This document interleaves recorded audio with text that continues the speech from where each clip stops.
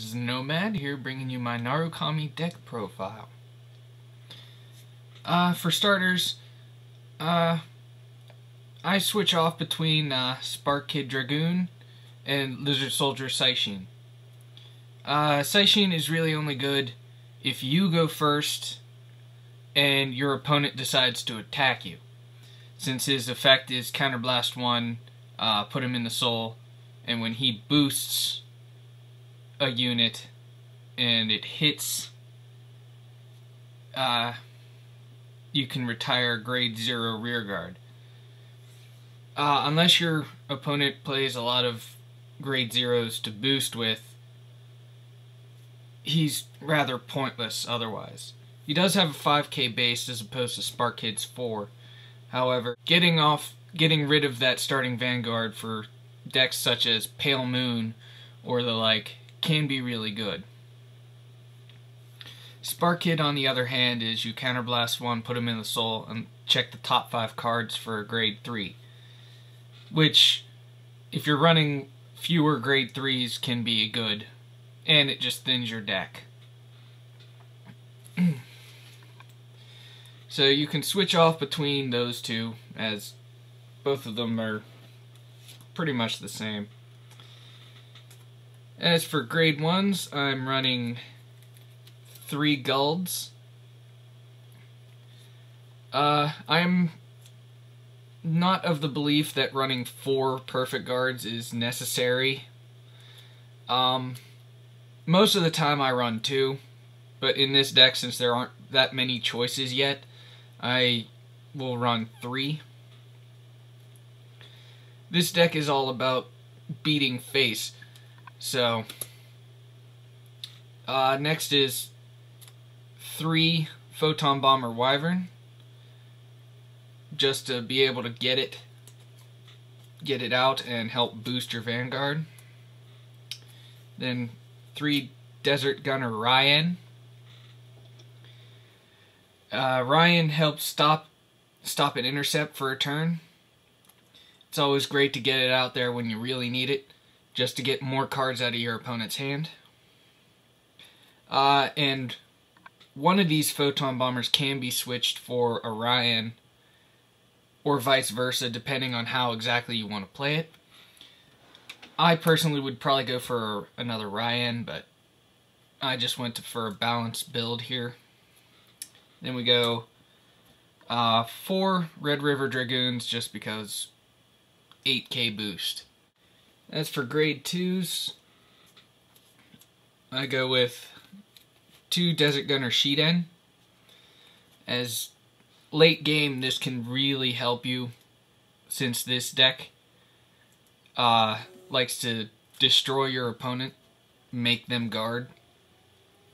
If you put this out at the right time, you can stop them from intercepting and therefore force them to use either more cards from their hand or stop them guarding altogether.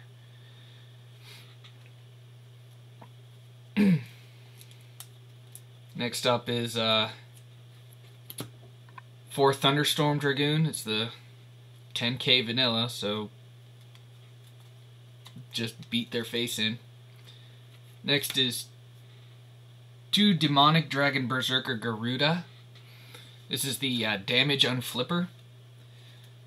Always good when you can get Vermillion's limit break off more than once in a game. Your opponent is pretty much forced to guard him.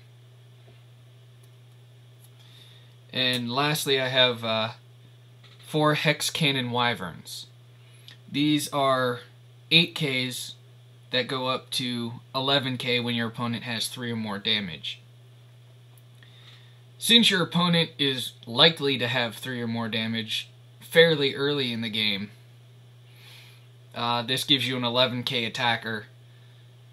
Granted, he still can't hit that nice 20 number really, but with Orion behind him, you can stop and intercept and attack for 18. So unless your opponent will probably still have to drop 10 if you're attacking the Vanguard. And for grade 3s, go 4 Draconic Kaiser Vermillion, because Vermillion, why not blow up the field? 2 Thunderbreak Dragons, and 2 Breakthrough Dragons. I run the Thunderbreak, well, until set 8 comes out anyway, just because he's a really good backup Vanguard. Should you get Vermillion, you ride Vermillion. But once you use his limit break, and if you can't get Garuda to flip something, you can ride Thunderbreak on top of him and just get the constant plus 5k when you attack, to force a lot of guard out of your opponent's hand. And then Breakthrough is just a really good rear guard for Narukami at the moment. I don't care for the Djinns, as they can only attack your opponent's Vanguard, and they only get 1k boost, or what is it, 2k boost on the rear guard circle. So you might as well have a Breakthrough that can just attack and get plus 2k. And for trigger lineup, it's pretty much the standard triggers. It'd be 8 crit, 4 draw, and 4 heal. Now in this deck, I actually do kind of like playing triggers on the rear guards. Malevolent Djinn in particular, you just play him back there, and if he's behind a Hex Cannon, he can hit 15.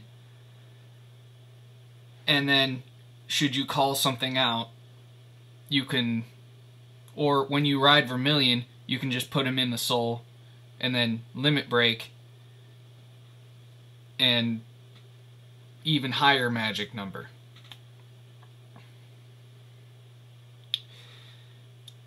So, I have heard using Tejas, which is the Kagero that can destroy boosters in the same column as it. This is a good idea. However, Vermillion does not like that, as it will lose 2k should it have something that is not a Narukami on the field. So it is a possibility. Just use it to intercept when you ride Vermillion or something of the like. But this deck is made to attack the Vanguard. This is meant to just destroy your opponent's hand by making them guard. If you focus on that, this deck can win. You have to be rather methodical about it, as if you start attacking the rear guards, unless it's a rear guard that is really bugging you or can really cause you to lose, you really don't want to attack it. You want to focus on the Vanguard. Make them use their rear guards to intercept, or make them use a lot of cards from hand to guard, so that they don't have them in late game. And when you ride Vermillion, you destroy their front row and make them use even more cards from their hand, if they have any left. And you'll be able to do a lot of damage late game due to that. So, I hope this enlightened just about everybody to Narukami, as they are kind of underrated, I believe. Everybody thinks they're kind of easy to beat, or they're just not strong enough. I will give you that they don't really have a lot of support. Now, when set 8 comes out, those Thunderbreaks will probably be replaced by Dungarees. I personally like Dungaree better, as it is an 11k if you have bound cards. And it has a less costly effect that retires a front row rear guard whenever you want to, by putting one of those 2 bound cards onto the bottom of your deck. Thanks for watching. Maybe I'll make another video again sometime soon.